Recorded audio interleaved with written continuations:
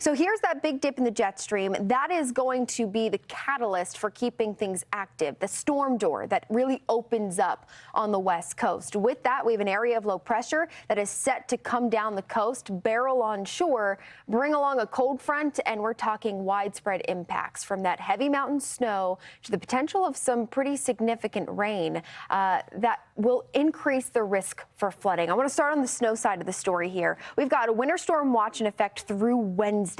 We're talking 4 to 8 feet of snow possible in the forecast. This comes after we've barely been able to pick up as much of that snow over the course of the last several weeks. We are well behind schedule from what we should be up at this point. So when we get onto the golden end of the scale, that's what we like to see. So expecting more than 8 feet in our highest elevations through pass level, easily a good 3 to 4 feet of snow expected through the middle of this upcoming week.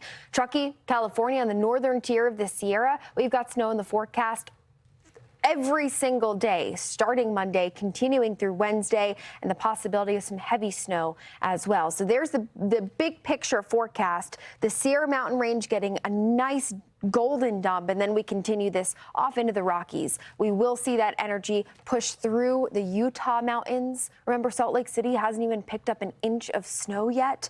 Now, we'll see more snow in the mountains. Whether that makes it down into the valleys and the lower elevations, still a bit of a question, but this is a really bleak forecast. When you take a look at our percent of average snow, you do not want to see an entire graphic covered in brown like what we have right now. So we are going to start to chip away at this. I don't think that just one storm is going to be enough.